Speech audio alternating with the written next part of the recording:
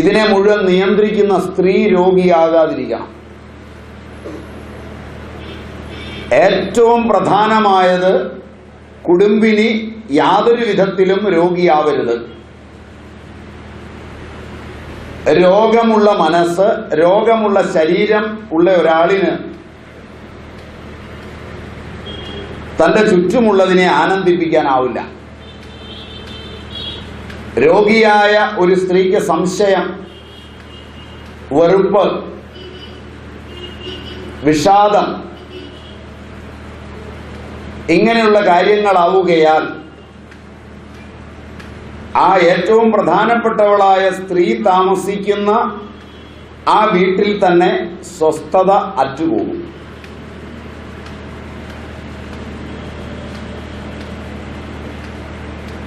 സ്ത്രീ ഇന്ന് വിദ്യാഭ്യാസത്തിന്റെ സംഘർഷ ഭൂമിയിൽ വളരെ ചെറുപ്പത്തിലെ അനേക വിധത്തിലുള്ള മാനസിക പ്രശ്നങ്ങൾക്ക് വിധേയയാണ്. സ്ത്രീയുടെ പ്രശ്നങ്ങളെ ചെന്നു പറഞ്ഞ് പരിഹരിക്കാൻ, വാക്കുകൾ കൊണ്ട് പരിഹരിക്കുവാൻ പറ്റുന്ന ഒരിടം കുടുംബത്തിലുണ്ടായിരുന്നു. അമ്മ. പുരുഷന്റെ പ്രശ്നങ്ങളെ ചെന്ന് പറഞ്ഞ് പരിഹരിക്കാൻ ഒരിടമുണ്ടായിരുന്നു. അമ്മ.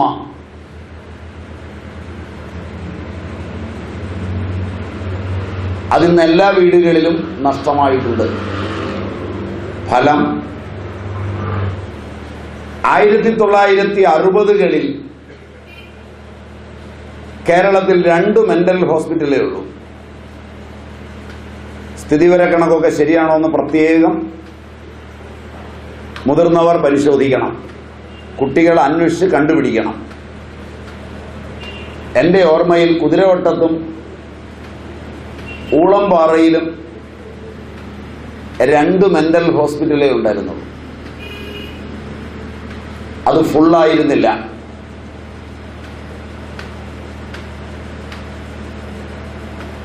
കുട്ടികളുടെ മാനസിക പ്രശ്നങ്ങൾ കുടുംബത്തിൽ പരിഹരിച്ചു പോയിരുന്നു.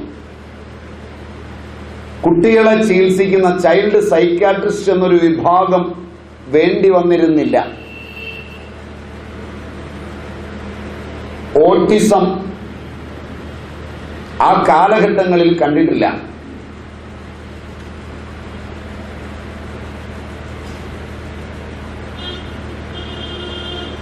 ഇന്ന് 32 ഫുൾ ഫ്ലഡ്ജഡ് സൈക്കാട്രിക് ഹോസ്പിറ്റലുകൾ സ്വകാര്യ മേഖലയിലും പൊതുമേഖലയിലുമായി ആയുർവേദവും മോഡേൺ മെഡിസിനും ഹോമിയോപ്പതിയും എല്ലാമായി ഉണ്ട്.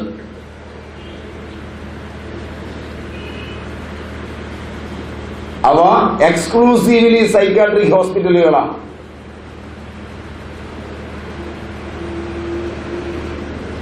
എല്ലാ സൂപ്പർ സ്പെഷ്യാലിറ്റി ഹോസ്പിറ്റലിലും ഒരു വാർഡ് സൈക്കാട്രിയുടേതാണ്. 1-2 സ്പെഷ്യലിസ്റ്റുകൾ അതിലുണ്ട്. കുട്ടികൾക്ക് വേണ്ടി കേരളത്തില് ഐക്കോൺസ് ഉൾപ്പെടെ 3 സ്ഥാപനങ്ങൾ ഈ രംഗത്ത് മാത്രം പ്രവർത്തിക്കുന്നുണ്ട് ഫുൾ ഫ്ലഡ്ജിലായി. ശ്രീചിത്ര, ഐക്കോൺസ്, പിന്നെ ഒരെണ്ണം മലബാർ ഏരിയയിൽ ഒരെണ്ണം കൂടെ ഉണ്ടെന്ന് എനിക്ക് തോന്നുന്നു. അതാണ് ഞാൻ 3 പറഞ്ഞത്. 2 നിശ്ചയമാണ്. ഐക്കോൺസ് ഷൊർണൂർ കൊളപ്പുള്ളി, ശ്രീചിത്തിര. 2 വളരെ ഗംഭീരമായി പ്രവർത്തിക്കുന്നുണ്ട്. ഫുള്ളാണ്. വീട്ടിലൊരമ്മയിൽ തീരാവുന്ന കുഞ്ഞുങ്ങളുടെ പ്രശ്നങ്ങൾ മുഴുവൻ സൈക്കാട്രിസ്റ്റിന്റെ അടുക്കലെത്തിയിരിക്കുന്നു. ഇതെല്ലാം അംഗീകൃത സ്ഥാപനങ്ങളുടെയാണ്. വീട്ടിൽ തന്റെ അച്ഛന്റെ അമ്മയുടെ കുടുംബ അന്തരീക്ഷത്തിന്റെ പ്രവർത്തനങ്ങളിൽ അതൃപ്തരായ കുട്ടികളുമായി ചേർന്ന് കൂടിയാലോചിച്ച് ഭീകരമായി തീരുന്നു.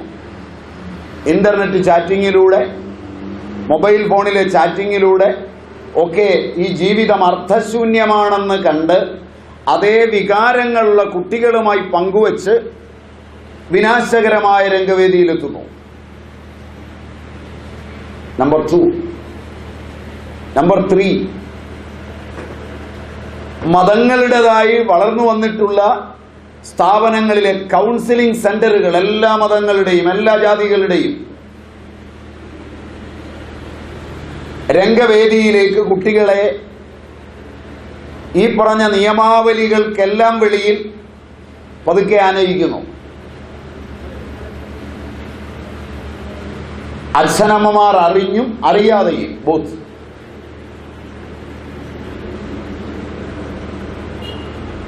ഇത് വലിയൊരു നെക്സസാണ്, ചെറുതല്ല.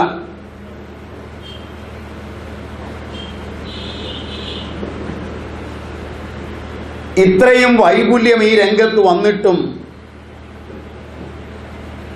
നിങ്ങളുടെ ആക്ടിവിസ്റ്റുകളുടെയും ഭരണാധികാരികളുടെയും മതനേതാക്കളുടെയും കണ്ണു തുറന്നില്ല.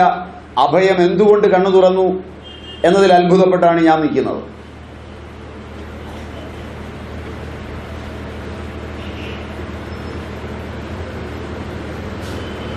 കുട്ടികളുടെ പ്രശ്നങ്ങൾ അത്രയും സങ്കീർണമാണിന്ന്.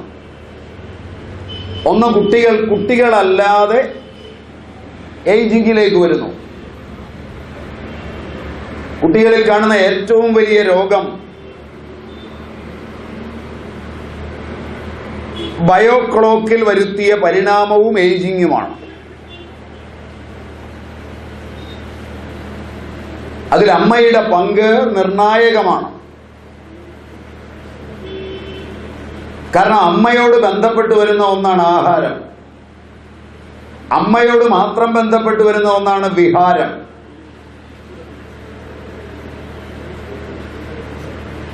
മാതൃത്വത്തിന്റെ സംഭാവനയായ ലിവറ്, ക്ലോമം, അതൊക്കെ മാതൃജങ്ങളാണ്, സോഫ്റ്റ് ആയിട്ടുള്ളതാണ്. അവയിൽ വന്നിരിക്കുന്ന പരിണാമ ഭേദങ്ങൾ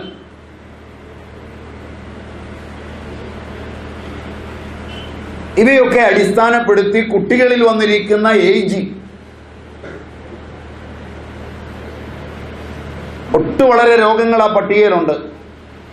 തിമിരം, പ്രമേഹം, ആർത്രൈറ്റിസ്, SLE,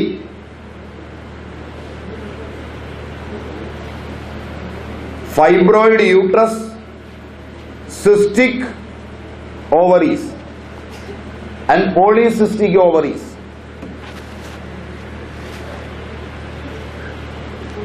ഇതിങ്ങനെ അങ്ങോട്ട് എണ്ണിയാൽ തീരാത്തത്ര രീതിയിൽ ഡീജനറേറ്റീവ് ഡിസീസസ് ഈ സാമൂഹിക ഘടനയ്ക്കുള്ളിൽ വളർന്നു വികസിക്കുകയാണ് കുടുംബം നിലച്ചപ്പോൾ.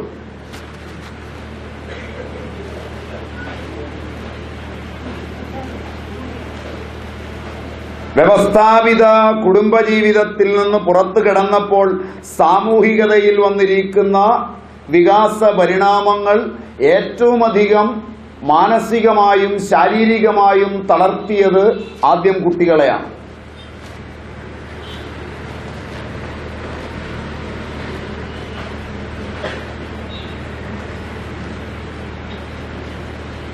കുട്ടിയെ ഇടയ്ക്ക് വെച്ചൊരു പഠിത്തം നിർത്തിയാൽ, കുട്ടി ഇടയ്ക്ക് വെച്ച് വയലന്റായി തുടങ്ങിയാൽ, കുട്ടി വീട്ടിൽ പ്രശ്നകാരിയായി തീർന്നാൽ, ക്ലാസ് റൂമിൽ പ്രശ്നകാരിയായി തീർന്നാൽ, സ്കൂള് നടത്തുന്ന അധികാരിക്ക് കുട്ടിക്ക് TC കൊടുത്ത് പറഞ്ഞുവിടാം. അതാണ് നിങ്ങളുടെ വ്യവസ്ഥ. അതിന് സഹായകങ്ങളായ എല്ലാ നിയമങ്ങളും ഇന്നുണ്ട്. ആ കുട്ടി എന്തുകൊണ്ട് അങ്ങനെ പെരുമാറി, ഇനിയൊരു കുട്ടി അങ്ങനെ പെരുമാറിക്കൂടാ എന്ന് കണ്ടെത്തുവാനുള്ളൊരു വ്യവസ്ഥാപിത മര്യാദ ഇന്ത്യൻ സമൂഹത്തിന് നഷ്ടപ്പെട്ടിരിക്കുന്നു. പറയുന്നതൊക്കെ ശ്രദ്ധിച്ച് കേൾക്കണം. ഞാൻ പറയുന്നതിൽ ഒരുപാട് നിങ്ങൾക്ക് രുചിക്കാത്തതും തെറ്റുമുണ്ടാവും. അവയ്ക്ക് എന്നെ ശിക്ഷിക്കാതെ വിടണ്ട. മാതൃകാപരമല്ലാതെ തന്നെ നിങ്ങൾക്ക് ശിക്ഷിക്കാം, വിരോധം എനിക്കുണ്ടാവില്ല. ശിക്ഷ മാതൃകാപരമായിരിക്കണമെന്ന് പോലും അപേക്ഷയില്ല. ഞാൻ പറയുന്നതെല്ലാം ശരിയാണെന്ന് നിങ്ങൾക്ക് അനുഭവമുണ്ടെങ്കിൽ മാത്രം ഒരു തിരുത്തൽ അനിവാര്യമാണ്.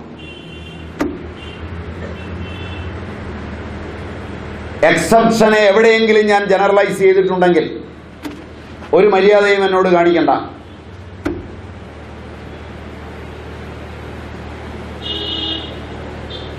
ഏറ്റവും ആദ്യം ഞാൻ പറഞ്ഞത് കുട്ടികളെ തരംതിരിക്കാതെ അവരുടെ അഭിരുചിയെ മനസ്സിലാക്കാതെ ഒരുമിച്ച് പഠിപ്പിക്കുന്ന വിദ്യാഭ്യാസത്തിന്റെ വൈകല്യങ്ങളിൽ നിന്ന് സംഭവിക്കുന്ന പ്രശ്നങ്ങളും അതിന്റെ ഇതും. കുടുംബം ഉണ്ടായിരുന്നെങ്കിൽ ഇതുണ്ടാവില്ല. ലോകത്തൊരു കുട്ടിയുടെ അഭിരുചിയും വളർച്ചയും അവൻ എന്താകണമെന്നും ബയോളജിക്കലായും ബയോകെമിക്കലായും സോഷ്യലായും കൾച്ചറലായും റേഷ്യലായും ജനറ്റിക്കലായും അബോധത്തിൽ അറിയുന്ന ഒരേ ഒരു ജീവി അമ്മ മാത്രമാണ്.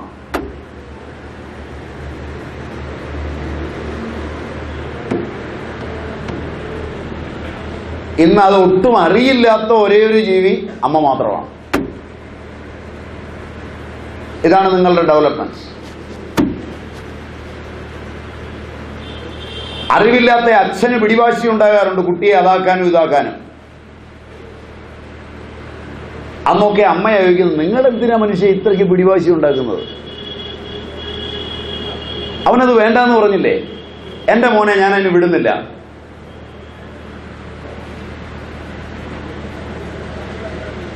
എന്ന് പറയാനുള്ള ഒരു ആർജവം മാതൃത്വത്തിനുണ്ടായിരുന്നു. ഇന്ന് കുടുംബങ്ങളിൽ പലപ്പോഴും പിടിവാശി അമ്മയ്ക്കാണ്. നിങ്ങൾ മനുഷ്യ എങ്ങനെ ഇരുന്നാൽ മതിയോ? എന്റെ മോക്ക് കിട്ടണ സ്ഥാനം, അവൾക്ക് കഴിവുണ്ടോ എന്നുള്ളതൊന്നും എനിക്കറിയണ്ട. മേടിക്കാൻ നിങ്ങളെ കൊണ്ട് കൊള്ളുക, അല്ലെങ്കിൽ ഞാൻ എൻ്റെ സഹോദരനോട് വിളിച്ചു പറയാം. ഇല്ലെങ്കിൽ എനിക്കറിയാവുന്ന ചില നേതാക്കളുണ്ട്, അവരോട് ഞാൻ പറയാം. ഞാൻ പറഞ്ഞാൽ ചെയ്യും. നിങ്ങളെ കൊണ്ടൊന്നിനും കൊള്ളുക, അല്ലെങ്കിൽ വെറുതെ ഇരിക്കും എന്ന് പറയുന്ന ഒരു അവസ്ഥ കേരളത്തിലുണ്ടോ?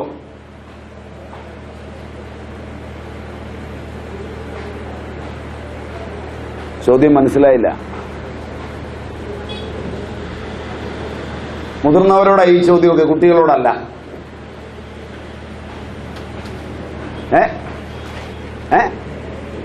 ഉണ്ടോ അവസ്ഥ? ഇതിൽ വരുന്നത് പലപ്പോഴും അർഹിക്കുന്നവരെ തുടച്ചു മാറ്റിക്കൊണ്ട് അർഹതയില്ലാത്ത ആളുകളെ കയറ്റിവെച്ച് ആ സ്ഥാപനത്തെയും സ്ഥാനത്തെയും ആ വ്യക്തിയെയും ഒരുപോലെ ദുഷിപ്പിക്കുകയും നശിപ്പിക്കുകയും ചെയ്യുന്ന തലത്തിലേക്ക് കാര്യങ്ങൾ എത്തിയിരിക്കുന്നു.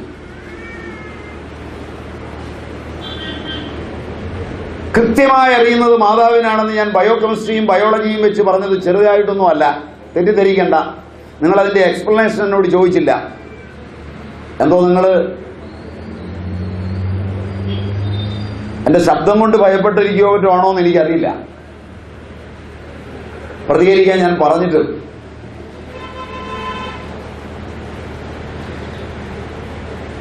എനിക്കറിയുന്നത് ഒരു കുഞ്ഞ് ജനിക്കുവാനുള്ള പ്രക്രിയയിൽ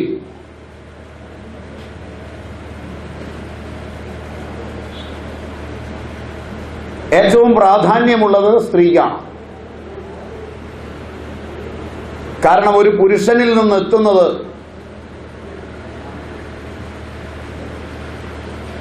60 ദശലക്ഷമെന്നാണ് സയൻസ് ഏതാണ്ട് കണക്കാക്കിയിരിക്കുന്നത്. മിനിമം വേണ്ടത് 20 ആധുനികർ. അതിന് 1 മതി, അതിരുന്നോട്ടെ, അതല്ല നമ്മുടെ വിഷയം. ഈ 20 ദശലക്ഷം മുതൽ 110 120 ദശലക്ഷം വരെ ബീജാണുക്കളെല്ലാം സായുജ്യത്തിന് തേടിയെത്തുമ്പോൾ ഗർഭാശയ മുഖത്തിന്റെ സങ്കോച വികാസങ്ങളും ബീജത്തിന്റെ ചലനാത്മകതയും കൊണ്ട് ഓടിയെത്തുന്ന ബീജങ്ങളിൽ നിന്ന് ആർബിട്രറിയായി ഒന്നിനെ മാത്രം സെലക്ട് ചെയ്യുന്നത് സ്ത്രീയാണ്. അവളുടെ അബോധത്തിൽ കുറിച്ചിട്ടുണ്ട് അതെന്താകണമെന്ന്.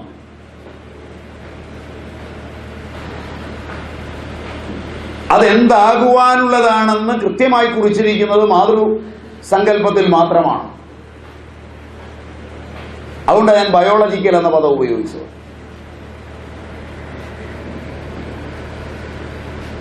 അമ്മ ഗർഭകാലത്ത് കഴിച്ച ആഹാരത്തിന്റെ രസം കൊണ്ടാണ് കുഞ്ഞ് വളരുന്നത്. കഴിക്കുന്ന ആഹാരവും രസവും കുഞ്ഞിന്റെ വളർച്ചയും വികാസവും മസ്തുളങ്കത്തിൽ അറിയുന്ന ഒരേ ഒരാൾ പിശകുരനല്ല. അയാൾ ശവം കീറിയും മുറിച്ചും പഠിച്ചിട്ടുണ്ടാവാം, അച്ഛനല്ല. അതിന്റെ ജീവസ്സുള്ള പഠനം നടക്കുന്നത് അമ്മയുടെ മസ്തുളങ്കത്തിലാണ്.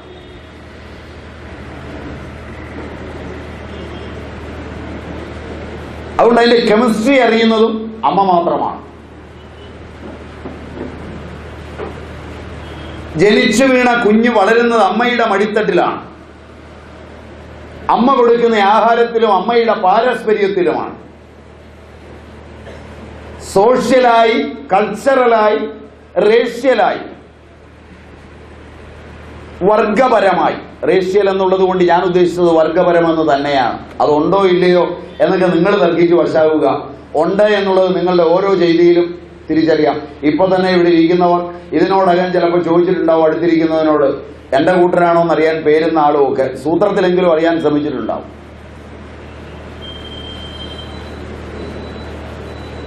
അതുകൊണ്ട് അതൊന്നുമില്ല എന്നൊക്കെ പറയുന്ന ഒരു അഭിമാനമാണ്. ഞാൻ സമ്മതിക്കുന്നു, കേരളീയർക്ക് അതൊക്കെ കുറവാണ് എന്നൊക്കെ പത്രത്തിൽ എഴുതുന്നതും സന്തോഷം. ഉള്ളതൊക്കെ ഇല്ലാതാക്കുകയും ഇല്ലാത്തതൊക്കെ ഉണ്ടാക്കുകയും പറയുന്ന ഒരു പുതിയ വിദ്യാഭ്യാസത്തിനത് ഭൂഷണവുമാണ്. അതിനെ ഞാൻ അതിന്റെ വഴിക്ക് വിടുന്നു. അതെന്റെ ചർച്ചയിൽ പെടുന്നില്ല, എതിർപ്പുമില്ല അതിനോട്. വസ്തുതാപരമായി മാതൃത്വത്തിൽ ഈ ഭാവങ്ങളെല്ലാം നിൽക്കുമ്പോൾ ഈ ഭാവങ്ങളിലൂടെ കുഞ്ഞിനെ മനസ്സിലാക്കാൻ കഴിയുന്ന ഒരേ ഒരാൾ അമ്മയാണ്.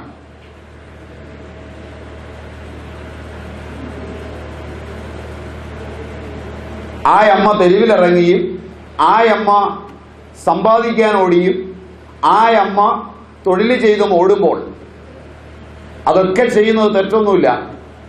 ഇത് മറക്കാതായിരിക്കണം. ഇതിന് മറ്റൊരാളില്ല എന്ന് ഓർത്തുകൊണ്ടായിരിക്കണം ആ അമ്മ ഏത് മുഖത്തേക്കും പോകുന്നത്. കാരണം ഇന്നിപ്പോൾ ആ മുഖത്തേക്കൊന്നും പോകരുതെന്ന് പറഞ്ഞുകൊണ്ട് നിങ്ങളെ തിരിച്ചു കൊണ്ടുപോകാവുന്ന ഒരു കാലമല്ല.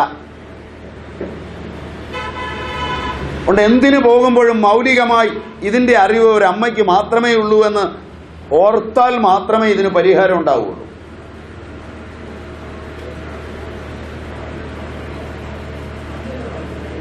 അഞ്ചു വയസ്സുള്ളൊരു കുഞ്ഞിനെ അമ്മയുടെ സഹോദരൻ, അമ്മയുടെ അച്ഛൻ, അച്ഛൻ്റെ അച്ഛൻ, മറ്റുള്ളവരൊക്കെ എടുത്ത് മടിയിലിരുത്തും, താലോലിക്കും. വീട്ടിൽ വരുന്ന ആക്ടിവിസ്റ്റുകളൊന്ന് കെട്ടിപ്പിടിക്കും. കുട്ടികളെ ആയതുകൊണ്ട് കെട്ടിപ്പിടിക്കുന്നതിനൊന്നും നിങ്ങൾക്ക് വിരോധം ഉണ്ടാവില്ല.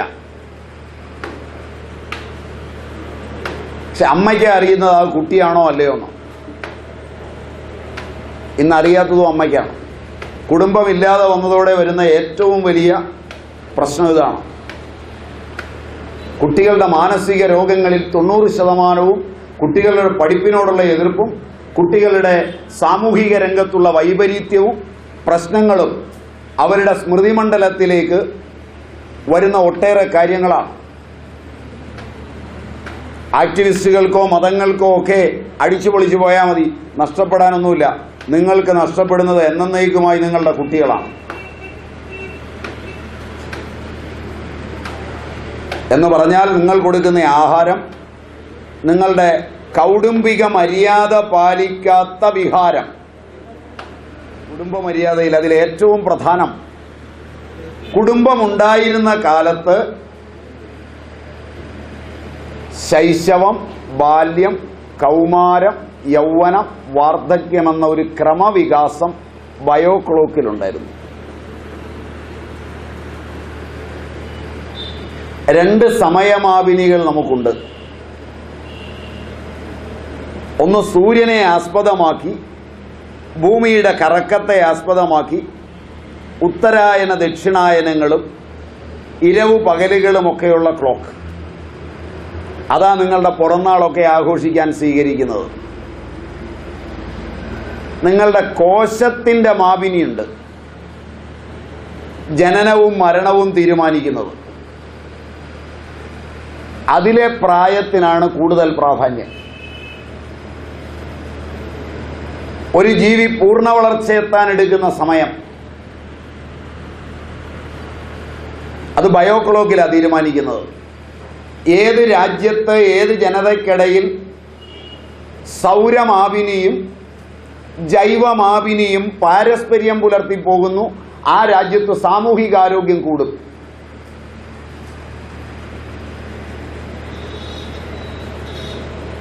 ജൈവമാപിനിയിൽ പറയുന്ന പ്രായവും സാമൂഹിക തീരുമാനത്തിൽ വരുന്ന പ്രായവും തമ്മിൽ വ്യത്യാസമുണ്ടായാൽ ജീവിതം അലോസരപ്പെടും. ജൈവമാപിനിയെ കണക്കിലെടുക്കാതെ സൗരമാപിനിയിൽ നിയമങ്ങളും ജൈവമാപിനിയിൽ കലയും സാഹിത്യവും എല്ലാം കൊടുക്കുന്ന ഒരു രാജ്യം അധപ്പതിക്കും.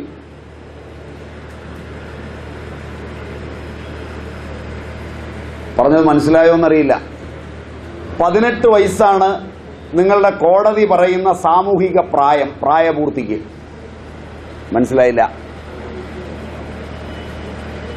അപ്പോൾ 18 വയസ്സാകുമ്പോഴേ സ്ത്രീക്കും പുരുഷനും ബീജശേഷിയും അണ്ടശേഷിയും ഉണ്ടാകാവൂ.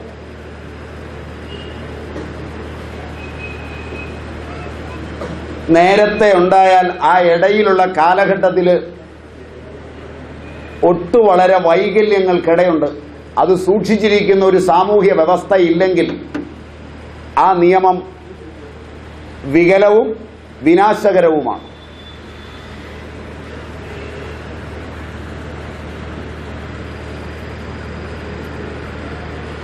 സാമൂഹികതയ്ക്ക് നേരെ വിവരമില്ലാത്തവൻ നിയമങ്ങൾ ഉണ്ടാക്കുകയും വിവരമില്ലാത്തവൻ നിയമങ്ങളെ വ്യാഖ്യാനിക്കുകയും ചെയ്യുമ്പോൾ വൈകല്യങ്ങൾ വളരെ ഉണ്ടാവും. പഴയ കാലത്ത് 18, 19, 20 വയസ്സിലാണ് കേരളത്തിലെ സ്ത്രീക്കും പുരുഷനും ബീജശേഷിയും അണ്ടശേഷിയും ഉണ്ടായിരുന്നത്. അതിൻ്റെ 6 ഇരട്ടി ആയുർദൈർഘ്യം ആയിരുന്നപ്പോഴാണ് താത്വികമായി 120 വയസ്സ് ആയുസ്സായിട്ട് എണ്ണിയിരുന്നത്. ഒരു ജീവി പൂർണ്ണ വളർച്ചയ്ക്ക് എടുക്കുന്ന സമയത്തിൻ്റെ 6 ഇരട്ടിയാണ് താത്വികമായ ആയുർദൈർഘ്യം. നിങ്ങളുടെ ആക്ടിവിസ്റ്റുകൾ ആയുർദൈർഘ്യം കൂടിയിട്ടുണ്ടെന്ന് പറയുമ്പോൾ തെറ്റാണെന്നുള്ളതിന് സയൻസിന്റെ ഈ തത്വം താത്വികമായി സ്വീകരിച്ചാൽ മതി. Deductive reasoning.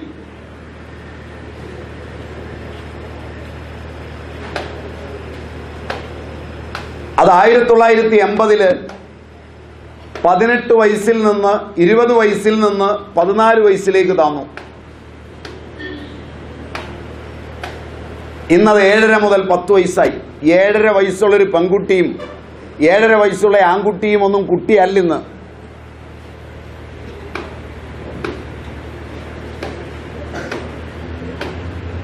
വിവരം കൊണ്ട്, ബുദ്ധിയുടെ വികാസം കൊണ്ട്, അറിവുകൊണ്ട്, പെരുമാറ്റ വിശേഷങ്ങൾ കൊണ്ട്, ഫോർമാലിറ്റി കൊണ്ട്, സ്ട്രെസ് കൊണ്ട്, സ്ട്രെയിൻ കൊണ്ട്, തൈറോയിഡിന്റെ വികാസം കൊണ്ട്, T3, T4, TSH മുതലായവയിൽ വന്നിരിക്കുന്ന മാറ്റം കൊണ്ട്,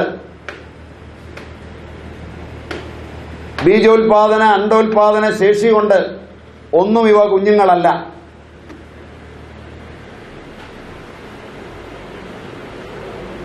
ഇപ്പം മനസ്സിലായോ എന്നറിയില്ല. അതാ ഞാൻ ആദ്യം പറഞ്ഞ ബയോക്ലോക്കും സൈറ്റോക്രോമും. ഇന്നോ ആദിവാസികളുടെ ഇടയിലുണ്ട്. മറയൂർ മുതലായ സ്ഥലങ്ങളിൽ പോയാൽ ആദിവാസികളുടെ ഇടയിൽ കാണാം, പരിഷ്കൃതരല്ലെങ്കിൽ. അവിടെ നിങ്ങൾ അതിൻ്റെ ഒരു സെൻസസ് വെച്ച് പഠിച്ചാൽ വളരെ ഉചിതമായിരിക്കും. അതിന്ന് 7.5 മുതൽ 10 വയസ്സിലേക്ക് അതാന്ന് വന്നിരിക്കുന്നത്. 10 വയസ്സാകുമ്പോൾ ഇവിടെ ഇരിക്കുന്ന അമ്മമാരിൽ പലരും തൻ്റെ കുട്ടി ആ പ്രായത്തിലെത്തിയില്ലെങ്കിൽ ഗൈനക്കോളജിസ്റ്റിനെ സമീപിക്കും. മറ്റു കുട്ടികളായി എന്തേ തൻ്റെ കുട്ടി ആകാത്തതാണ്. സൈറ്റോക്രോമിൽ വന്ന ഒരു വലിയ പരിണാമമായത്. ഇത് ജനിതകപരമായ ഒരു പരിണാമവും കൂടിയാണ്. അപ്പോൾ പഴയ കാലത്തെ പോലെ സ്വച്ഛന്തവും സ്വതന്ത്രവുമായി കുട്ടികൾ വളരുമ്പോൾ മുതിർന്ന ഒരു സമൂഹവുമായി ഇഷ്ടപ്പെടാനാണ് കുട്ടികൾ കൂടുതൽ ഇഷ്ടപ്പെടുന്നത്. അധ്യാപകരോട് ചങ്ങാത്തം, ആധ്യാത്മിക ജീവികളോട് ചങ്ങാത്തം, പ്രായം ചെന്നവരോട് ചങ്ങാത്തം. കാരണം ബ്രെയിനിൻ്റെ വികാസത്തിനൊപ്പമുള്ള ഒരു കൂട്ടുകൂടൽ ഉണ്ടാകുമ്പോൾ വളരെ പെട്ടെന്ന് വൈകല്യങ്ങളിലേക്ക് പതിക്കുക എന്ന് പറയുന്നത് ഇന്ന് എല്ലാ കുടുംബത്തിലും ഒതുക്കി വെച്ചിരിക്കുന്ന ഒരു രോഗമായി തീർന്നിട്ടുണ്ട്. അതിൽ നിന്ന് വരുന്ന 1000 വൈകല്യങ്ങൾ, അത് പഠിപ്പിനെ ബാധിക്കുന്നത്, അത് സാമൂഹിക നീതികളെ ബാധിക്കുന്നത്, അത് ഭീകരതയെ ബാധിക്കുന്നത്. ഇവിടെയാണ് വാല്യൂ, ജീവൻ എന്ന് പറയുന്ന വാല്യൂ നഷ്ടപ്പെടുന്നു എന്ന് ഞാൻ പറയുന്നത്. അതിലേക്ക് മറ്റു കാര്യങ്ങളെല്ലാം സംഭാവനയായി വരുന്നുണ്ടാകാം. മാതാവിൽ നിന്ന് വിടുകയും മാതൃത്വം പിതാവ് ഏറ്റെടുക്കുകയും. നിങ്ങളുടെ കുടുംബങ്ങളിലൊക്കെ മാതൃത്വം പിതാവിലാണ് നിൽക്കുന്നത്. ഒരു കുട്ടി താമസിച്ചു വന്നാൽ ഹൃദയമിടിപ്പ് കൂടുന്നത് പിതാവിനാണ്. ഒരു കുട്ടി തൻ്റെ പ്രശ്നങ്ങളെ ചെന്ന് പറയാൻ ഇഷ്ടപ്പെടുന്നത് പിതാവിൻ്റെ അടുക്കലാണ്. അത് അനുലോമമല്ല, വിലോമമാണ്.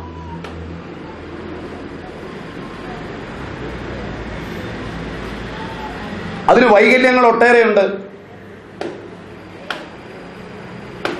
മാതാവില്, സ്ത്രീയില്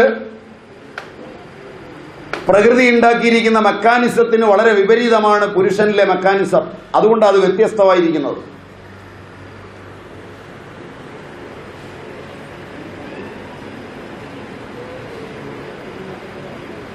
അപ്പോൾ കുടുംബം എന്ന് പറയുന്നത് സ്ത്രീയെ ബന്ധപ്പെടുത്തിയുള്ളതാണ്.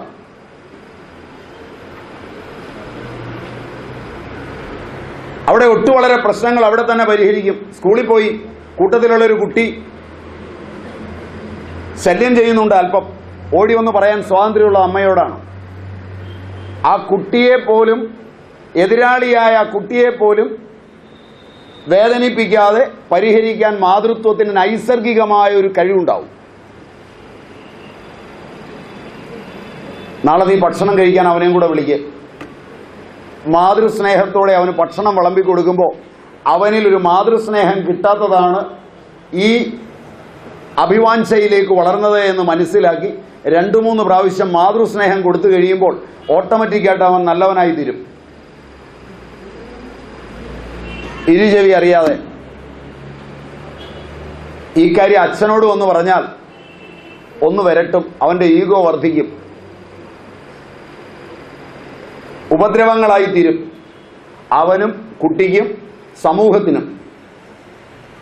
മനസ്സിലാവുമോ എന്നറിയില്ല, ഈ പറയുന്നത് പിടികിട്ടുമോ എന്നറിയില്ല. ഇതാണ് മൂല്യത്തിൻ്റെ രംഗവേദിയിലെ വലിയൊരു ഇതിഹാസം. കുട്ടി പഠിത്തം നിർത്തുകയാണ് 8ാം ക്ലാസ്സിൽ വെച്ച്. കുട്ടി പഠിത്തം നിർത്തുകയാണ് MIക്ക്. 5 വയസ്സിലെ ഒരു കാര്യമാണ് കുട്ടി MIക്ക് പഠിത്തം നിർത്തുന്നത്. തനിക്ക് 8 വയസ്സുള്ളപ്പോൾ, താൻ 3ാം ക്ലാസ്സിലോ 4ാം ക്ലാസ്സിലോ പഠിക്കുമ്പോൾ ഒരു അധ്യാപകന്റെ ചെയ്തി MIക്ക് പഠിക്കുമ്പോൾ ഒരു പാഠത്തിലെ പ്രേമമെന്ന വികാരം പഠിപ്പിക്കുന്ന ഒരു ഭാഗത്ത് ഷേക്സ്പീരിയൻ ട്രാജഡിയിലോ മറ്റൊരിടത്തോ പഠിപ്പിക്കുമ്പോൾ അതിനകത്തു നിന്നാണ് തന്നോട് ആ അധ്യാപകൻ അന്ന് പെരുമാറിയത് ശാരീരികമായൊരു തെറ്റായിരുന്നുവെന്ന് ഈ സമയത്ത് പഠിക്കുമ്പോഴാണ് തോന്നുന്നതെങ്കിൽ ബ്രെയിൻ ഉടനെ ഒരു ഭീതി ഉണ്ടാക്കുകയും സ്ട്രെസ് ഉണ്ടാക്കുകയും കുട്ടി മെൻ്റലാവുകയും ചെയ്യും. കാരണം കണ്ടുപിടിക്കണമെങ്കിൽ 8ാം ക്ലാസ്സോളം പോകണം. അല്ലാതെ ഇപ്പോൾ കൊണ്ടുപോയി മരുന്ന് കൊടുത്താൽ പോരാ, സൈക്കോ അനാലിസിസ് നടത്തിയാൽ പോരാ, ഡ്രീം അനാലിസിസ് നടത്തിയാൽ പോരാ, മരുന്ന് വാങ്ങിച്ചു കൊടുത്താൽ പോരാ, ഉറങ്ങാൻ വേണ്ടി കുറെ മരുന്ന് കൊടുത്ത് ഉറക്കിയാൽ പോരാ. ആ സംഭവത്തെ, കാമത്തെ ഉദാത്തീകരിച്ചു കുട്ടിയുടെ മസ്തിഷ്കത്തിൽ ആ പ്രായത്തിനനുസരിച്ച് പ്രതിഷ്ഠിക്കുവാൻ ഒരമ്മയ്ക്കല്ലാതെ ലോകത്ത് ഒരാൾക്കും സാധിക്കില്ല.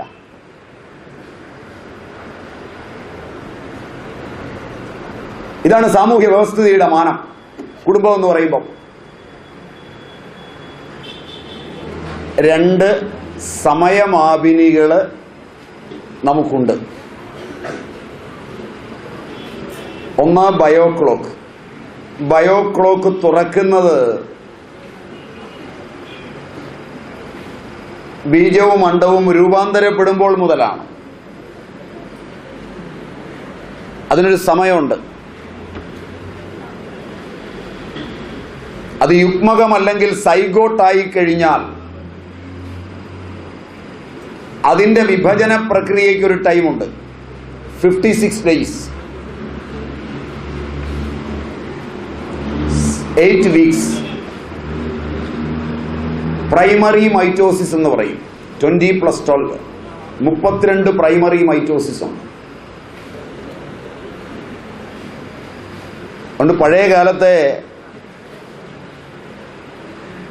പ്രായം ചെന്ന സ്ത്രീകൾ തങ്ങളുടെ വീട്ടിലെ കുട്ടികൾ ഗർഭിണിയായി ഫെർട്ടിലൈസേഷൻ കഴിഞ്ഞു എന്ന് പറഞ്ഞാൽ ആ 56 ദിവസം നോക്കിയിരിക്കും. ആ സമയത്തെ വികാരങ്ങൾ, വിചാരങ്ങൾ, പെരുമാറ്റങ്ങൾ, ആഹാരം ഇവ പ്രൈമറി മൈറ്റോസിസിനെ ബാധിക്കും.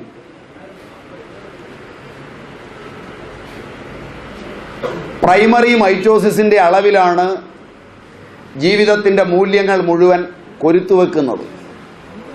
അതിനെ അടിസ്ഥാനപ്പെടുത്തിയാണ്, ആ മൈറ്റോസിസിൻ്റെ തുടർച്ചയാണ് കോശത്തിൻ്റെ മൈറ്റോസിസ് എന്നുള്ളത് കൊണ്ട് ബയോ ക്ലോക്കിൽ ഏറ്റവും പ്രാധാന്യമുള്ളതായി അതിനെ എണ്ണിപ്പോന്നിരുന്നു.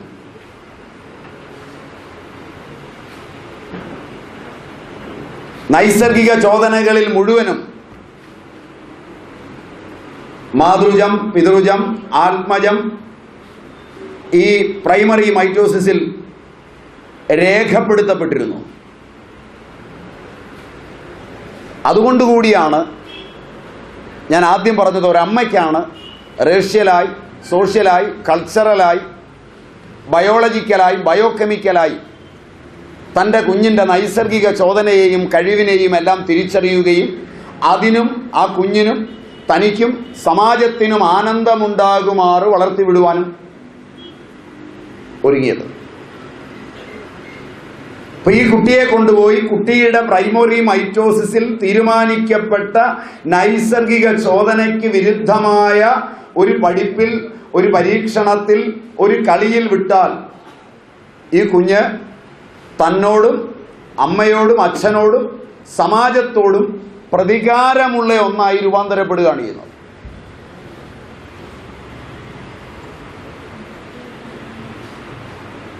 ഇവിടെയാണ് നിങ്ങളുടെ വിദ്യാഭ്യാസവും നിങ്ങളുടെ പരിഷ്കാരവും നിങ്ങളുടെ ബുദ്ധിജീവികളുടെ അന്വേഷണവും തന്ത്രപരമായി പരാജയപ്പെടുന്നത്.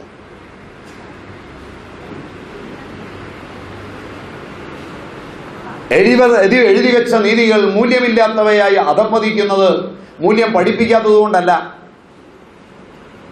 മൂല്യം എന്താണെന്ന് അറിയാത്തവർ കൈകാര്യം ചെയ്യുന്നത് കൊണ്ടാണ്.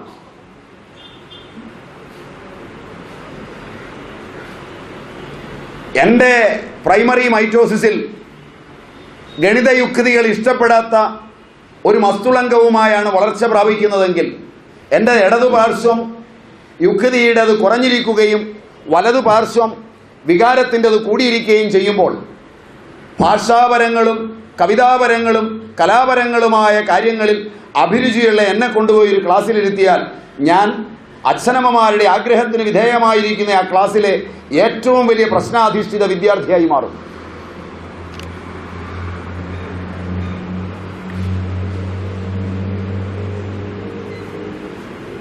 ഇത് മാറ്റിമറിക്കാൻ ട്യൂഷനും ഉണ്ടാവില്ല.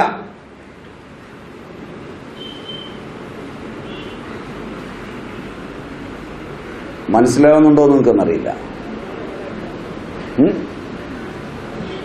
ഒരു ക്ലാസ്സും ഒരു അന്തരീക്ഷവും ഒരു കുടുംബവും അതിൻ്റെ സ്വസ്ഥതയും സാമൂഹിക പ്രശ്നങ്ങളും മുഴുവൻ നീയിരിക്കുന്ന കുട്ടികളിൽ എത്ര പേരുടെ പുറകെ പഠിക്കേണ്ട സമയത്ത് ബൈക്കുമെടുത്ത് ചെത്തി നടക്കുന്ന ആൺകുട്ടികൾ ഓടുന്നു, പെൺകുട്ടികൾ ആൺകുട്ടികളുടെ പുറകെ ഓടി പഠിപ്പ് നശിപ്പിക്കുന്നു. അതിൻ്റെയൊക്കെ മൂല്യവും അന്വേഷണവും ചെന്നെത്തുന്നത് ഞാൻ ഈ പറഞ്ഞ രംഗവേദിയിലാണ്. അതിന് സൈക്കാട്രിസ്റ്റിന് ഒന്നും ചെയ്യാനില്ല, മതനേതാവിന് ഒരു ചുക്കും ചെയ്യാനില്ല, നിങ്ങളുടെ ആക്ടിവിസ്റ്റുകൾക്ക് അതിന് പരിഹാരമില്ല, അച്ഛനമ്മമാർ തല്ലാൻ ഗുണ്ടകളെ ഏൽപ്പിച്ചതുകൊണ്ടും പരിഹാരമായില്ല. മറിച്ച് അവൻ്റെ ബ്രെയിനിലാണ് മാറ്റം വരേണ്ടത്.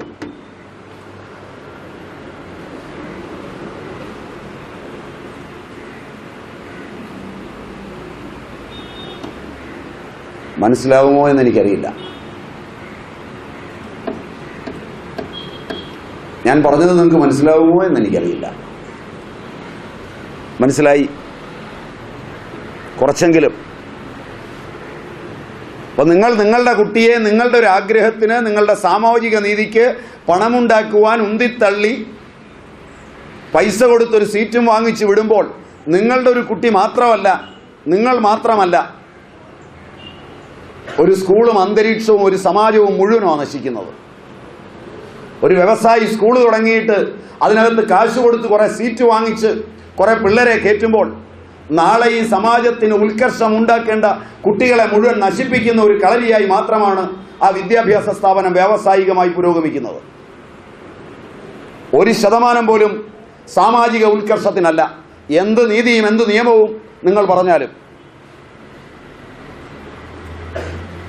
അവിടെ പഠിപ്പിക്കാൻ ഇഷ്ടമില്ലാതെ ട്രാൻസ്പോർട്ടിൽ കണ്ടക്ടറാകാൻ പറ്റിയില്ല, ഇലക്ട്രിസിറ്റി ബോർഡിൽ കയറാൻ പറ്റിയില്ല, വലിയ ശമ്പളം കിട്ടുന്ന കമ്പനിയിൽ ഉദ്യോഗം ലഭിച്ചില്ല, അവസാനം ഒന്നും ലഭിക്കാത്തവന് നിരങ്ങാനുള്ള സ്ഥലം 50 ലക്ഷയ്ക്ക് ടീച്ചറാകാനുള്ളിടത്തായാൽ അവൻ നശിപ്പിക്കുന്നിടത്തോളം കുട്ടികൾ ലോകത്ത് ഒരിടത്തും ഉണ്ടാവില്ല.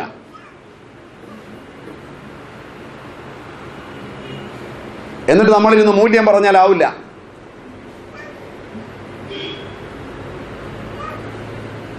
ഞാൻ പറഞ്ഞത് വസ്തുതയല്ല എന്നാണ് എനിക്ക് തോന്നുന്നത്. ഫോറിനിലാണ് ഭർത്താവ്, വീട്ടിലിരുന്ന് മുരഞ്ഞു. മുരയുന്ന മനസ്സ് മാറ്റാൻ ഫ്ലാറ്റിനകത്ത് പരദൂഷണം പറയാൻ ആളെ കിട്ടിയില്ല. എന്നാൽ പിന്നെ അടുത്ത ഇംഗ്ലീഷ് മീഡിയം സ്കൂളിലായിക്കോട്ടെ, കുറച്ച് കാശൂടെ കൊടുത്തേക്കാം. ആ ഒരാൾ കയറുന്നതോടുകൂടി അവിടുത്തെ ആയിരക്കണക്കിന് കുട്ടികളാണ് നശിച്ചു പോകുന്നത്. എന്നിട്ട് വിലപിച്ചിട്ട് കാര്യമില്ല.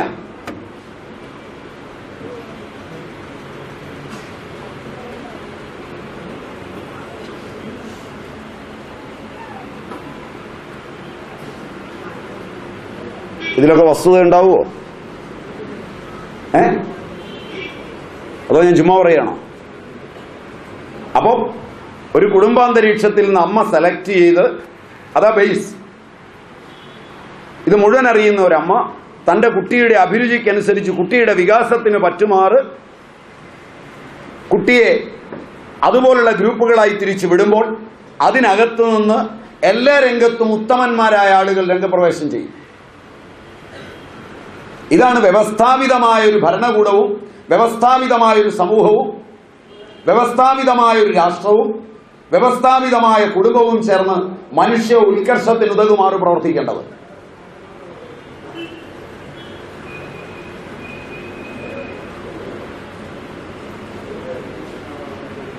ഈ അറിവാണ് വിദ്യാഭ്യാസം കൊണ്ട് നഷ്ടമാകുന്നതെങ്കിൽ ആദ്യം നമ്മൾ എടുത്തു കളയേണ്ടത് വിദ്യാഭ്യാസത്തെ തന്നെയാണ്.